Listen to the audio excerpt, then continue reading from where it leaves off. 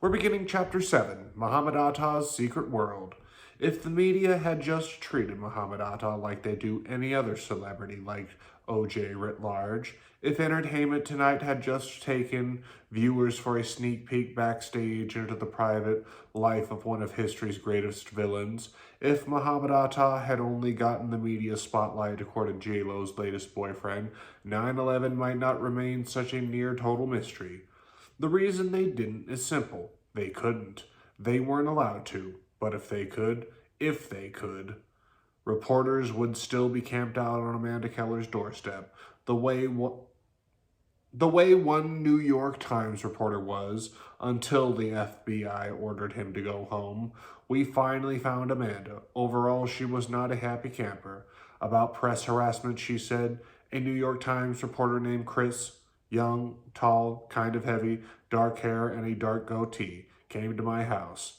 He was mad because I wouldn't talk to him, but I was still reeling from Garrett dying. And this dude would not leave me alone. I stood outside arguing with him forever, and he was trying to trip me up, get me to say something, and I said, I don't know what the hell you're trying to do, she said. And I called the FBI agent that had been calling me right while the reporter guy was standing there and said, this guy won't leave me alone. The FBI agent said, let me talk to him, so I handed him the phone, and I don't know what was said, but after that, he left me alone. Amanda Keller may have had scorching hot details of life with a terrorist ringleader, but the FBI had other ideas. When we met Amanda Keller, she didn't look at all what we'd been expecting. While she and Atta lived together, she was moving in pretty fast company. So we'd been expecting maybe not a pink-haired stripper, but still someone who chewed gum and had a really short attention span. Instead, the now 22-year-old Amanda Keller looks just like what she is today. A young mom raising 3 small children and living with a man with a day job. She was dressed in a pullover sweater and jeans, with natural light brown hair, framing an attractive face. She even wore glasses, which made her blue eyes look a little watery. In short, it was hard to visualize how she could ever been wild enough to attract the jaded Atta's attention. Compared to what we'd heard about her, she looked positively matronly. Only later she pulled out photographs taken 2 years ago, posing with the boyfriend for whom she'd left Atta without a backward glance. Did we begin to understand what Atta must have seen in her? A 20-year-old hottie. She didn't look like that now. It was a composed young woman who came to our hotel to meet us. She even brought her sister. Amanda Keller said she's suffered the same bullying harassment from the FBI that the other intimidating witnesses at the Sandpiper Apartments were forced to endure. Even after she left Venice, she said, FBI agents called her every other day for several months after the attack, just as they had with Stephanie Fredrickson. There was a police car constantly watching the house, she said. When we burned some leaves in a burn barrel, a police officer came over and told us we weren't allowed to burn anything because we were on some FBI list and they were afraid we might be burning documents or something. Pretty serious surveillance for a girl who lived with some other Mohomed. Was this why she recanted her original statement? Because of the intimidation by the FBI, she replied. They told me not to talk to anybody, to keep my mouth shut. The newspaper quote was accurate. I can't say anything because I'm afraid I'll get in trouble. The FBI nearly convinced her that she didn't know who she'd been living with for 2 months, Amanda said. It was easier just to go along with what she was being told. When I saw Charlie Grappentine talking in the newspaper, I knew they were going to jump all over him, I thought. Charlie, no. Can't you just wait? We were hearing way too many stories from eyewitnesses of FBI intimidation and harassment. for it to be blamed on a few overzealous agents or a couple of bad apples. Something weird was going on in Southwest Florida. Something, dare we say it, something un-American. Whoever Mohomed Atta ultimately turns out to have been, meeting Amanda brought us a huge step closer to the truth. Still, as we began to listen to her story, we were mentally assessing the believability of what she was saying until we had arrived at our conclusion. We think a reader should be able to do the same, so we'll let her tell her story in her own words as much as we can, just as she told it to us. In a 3.5 interview we filmed with her, Atta, asked me if I knew of another apartment he could rent, she continued. He said he didn't care if it even had a bed as long as it had a desk. He told the lady there that too. This matches a detail in the Charlotte Sun. The only request Atta made to the couple, the Lakonkas said, was that they provide him a desk in which he could do his aviation homework. He didn't even care if the house had a bed. All he wanted was a desk, said Tony Lakonka. Atta and Amanda's doughy courtship proceeded apace, until one day she came to be with Atta when he rented from the Lakonkas. I helped him move from a house in Northport, and he asked me to talk to the landlady because he didn't like American women, and she, Vonnie, happened to be the one renting the apartment, Amanda said. How can you like me if you don't like American women? I asked him. I'm as American as it gets. Mohomed replied that he didn't translate well with American women. So I talked to the landlady for him, Amanda said. He was curt and rude with her, so she told him when it was time to pay the rent just to stick the check in the freezer so she wouldn't have to deal with him. At right about this time, she decided to leave Robert, she says. Just days later, after her and Atta's 3-day party in Key West, she agreed to get a place with Atta. She remembers the date, probably from repeating the story over and over to the FBI. So on February 25th, 2001, we went to Key West for 3 days. It was me, Mohomed, Peter, Stefan, and Linda. Linda knew the owner of the newly rented house and told me she was a stripper.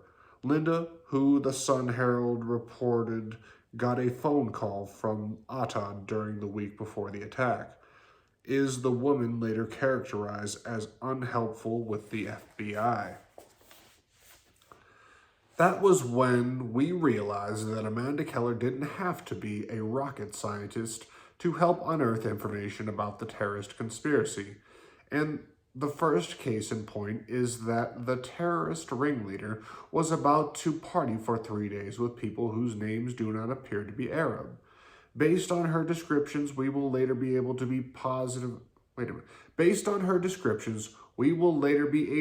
positively identify at least 5 of Atta's close German associates during the time he was in Florida. They were not fellow student pilots, but individuals with whom he appeared to have long-standing relationships, said Amanda, and with whom he'd attended meetings. Our thoughts were racing as we listened to Amanda tell the story of their Key West excursion. I had a beat-up 81 Ford Granada, and he, Atta, asked me to meet him. Amanda began. He was driving a rented white Grand Am. The place he lived in Northport wasn't too far from where I was living.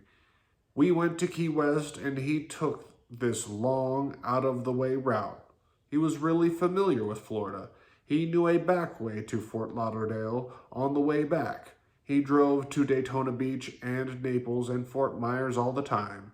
He always rented cars out of Tampa, a red Pontiac, a green Pontiac, and a white one, all Grand Ams. I slept most of the way. He and Linda stayed awake. Mohomed Atta cruised towards Key West accompanied by 2 girls who knew how to party. Amanda remembers thinking Atta may have even met Linda before. Linda instantly latched onto him at Vonnie and Tony's when We went to move his stuff into Vonnie's place, she explained. She had black hair, mid-20s. She was a stripper in Sarasota. Her and Mohomed acted like they knew each other. On the car ride down, they acted like they were old friends. She sat in the front seat.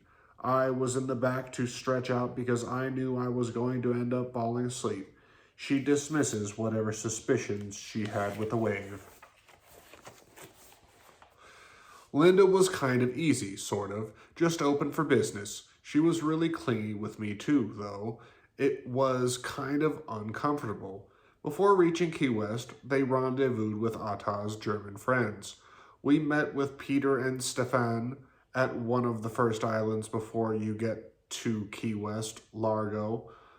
They had already been on their way down. Then we stopped at a Bell's outlet on Largo, and we went crazy and bought a bunch of clothes.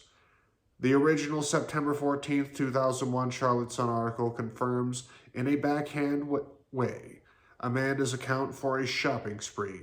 While he was writing the checks, the couple noticed Mohomed had brand new clothing, all still with tags on them from a local mall. The couple remembered. Peter and Stefan were the two German men at Atta's North Port. Landlord said the girls met on the trip. The two girls were introduced to two men from Germany that they said were Mohammed's friends. Tony Lacoca told The Sun, I thought it was strange because Mohomed didn't appear to be French, Canadian, or German. When the group checked into a hotel in Key West, there was also something odd about the room assignments. We rented 3 different rooms in Key West, Amanda said. In one room, nobody slept. It was where they put their flight bags. They then locked the room down. Peter and Stefan slept in one room, and me. Mohomed and Linda slept in the same room. She adds immediately, but nothing happened. No threesomes, 'cause I'm not a lesbian. Amanda may have been a private dancer, but she wasn't terribly worldly otherwise. She was from a small town in North Florida and hadn't traveled much. The freewheeling Key West made quite an impression on her. It was my first time ever in Key West, and I was shocked. There were naked people everywhere.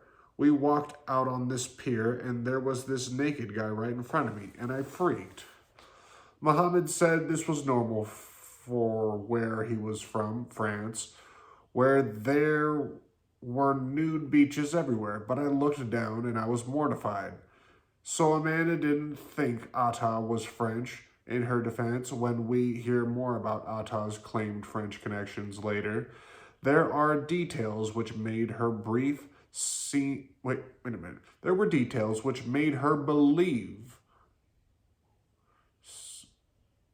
There were details which made her belief seem slightly less hopelessly naive.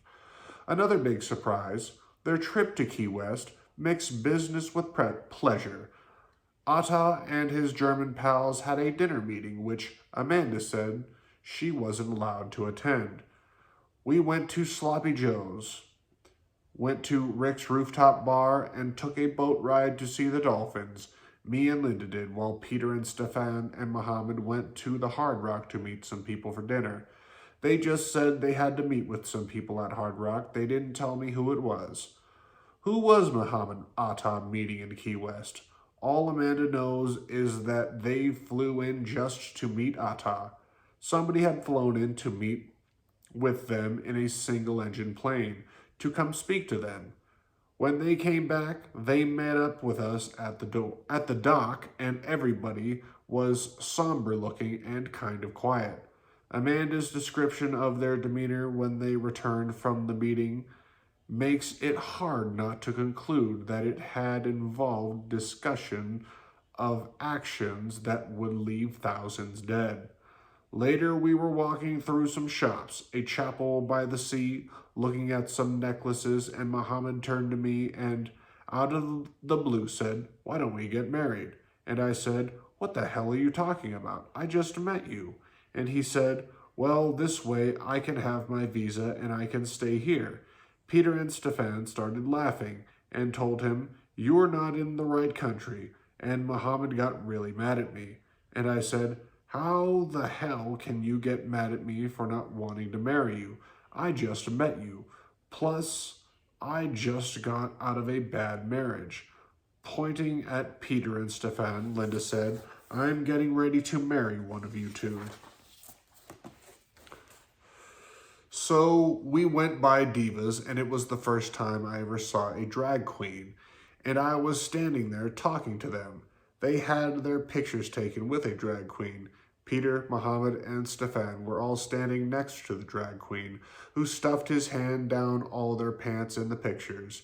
And Peter and Stefan both laughed it off. But Mohomed got really angry, said Amanda. The truth is always stranger than fiction. Somewhere there are photographs of terrorist ringleader Mohomed Atta being groped by a drag queen in Key West. This is startling, and not a little surreal. But given numerous accounts of Atta's proclivities, which include frequent visits to strip clubs, it's not all unbelievable. He, Atta, was mad because I was standing there talking to the drag queens, she continued. So he stopped at this store, a Cuban cigar shop, and they bought big fat cigars and began smoking one which smelled really, really bad. Perhaps Atta was used to being fawned over. He had, after all, a full-time bodyguard, Marwan, acolytes, and minions, but in Key West he was forced to play second fiddle to his young blonde companion, who was clearly the center of attention. Getting a big fat Cuban cigar must have been a small compensation. And we walked past Sloppy Joe's and the bartender. I was wearing a purple top that tied around my neck in 3 places and came down my back in a V shape, and a khaki skirt and chunky shoes. And the bartender called me into the bar saying, hey Blondie, come in here. Shots are on me. Blonde babes get treated different. Stop the presses. Atta would have to learn to cope. He, the bartender, lined Purple Hooters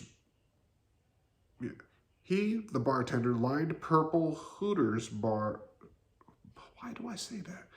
He, the bartender, lined Purple Hooters down the bar. And there was a drag queen and Linda and me drinking shots with him. And Mohomed got really mad at this and told me I shouldn't be drinking in public. And I said, I don't know who the hell you are. You're not my father. There was already trouble in paradise. This was where it first started, I was telling him. You're not going to run me. But I was also trying to be nice about it because I was looking at him, Atta, as a way to get out of my relationship with Robert, explained Amanda. After that, we went to Ricky's rooftop bar, and I didn't see the sign because someone was standing in front of it, but it said clothing optional, and Linda and I went first, and we got up there and were just, wait a minute, and Linda and I went first, and we got up there, and there were just naked people standing everywhere. The one that sticks out in my mind was a woman who must have been 80 years old, dancing in nothing but a tattooed thong. An 80-year-old woman wearing nothing but a tattooed thong is exactly what an Islamic fundamentalist would expect to find in America. If Atta minded this display of Western decadence, he kept it to himself. Then, again, he'd probably seen it before, Amanda says. She was surprised to see how well Atta and his chums knew their way around Key West. He went back to the motel, and I couldn't find my way, but the guys knew exactly where they were going, and I said, how did you guys remember? And nobody answered me. Again, the next day, Atta had a business appointment, but this time Amanda got to ride along. Next morning, we went to the Key West airport, and they pulled over at a beach nearby, and there were flight students from the airport, and Peter, Stefan, and Mohomed talking with the flight students, and they introduced me, and I remembered one guy said he was from Africa. They were all talking in a language I couldn't understand, she said. An aviation executive in Venice who'd recently flown into the Key West airport, filled us in on its colorful history. For a long time in Key West, the sheriff's department was under orders to keep all the dope-sniffing dogs out of the airport, he said. At one time, the sheriff would even send patrol cars to escort the dope going up the road to Miami, or... Oh, man. I need water.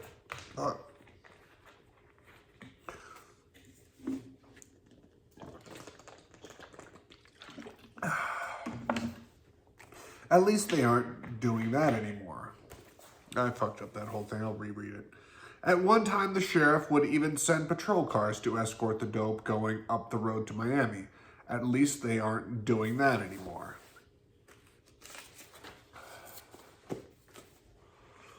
But after the World Trade Center attack, it was only 4 hours before the FBI showed up at Big Pine Key. There were a bunch of Arabs on Little Pine Key, this executive said. They were gone 3 hours before the FBI got there. Amanda said something which may be important about the curious hotel room that Atta rented, but nobody slept in. Vacant except for the men's flight bags. They were drinking the whole time we were there, she said. And they were doing drugs, but not in front of me. They would go into the locked down room where no one slept, saying they needed to look at their manuals. And when they came back, you could tell their jaws were locked, and they started chewing gum like there was no tomorrow. They didn't do drugs in front of me until after I had met everyone back at the apartment in Venice. At the Sentinel Apartments, Amanda stated. Once I had met everyone there, they felt comfortable with me and pulled out the coke. Atta was a juiced-up Islamic fundamentalist. Atta was a cokehead Wahhabi. We never heard of anything like that. That's it for Chapter 7. Well, might as well pick up Chapter 7 in the next video.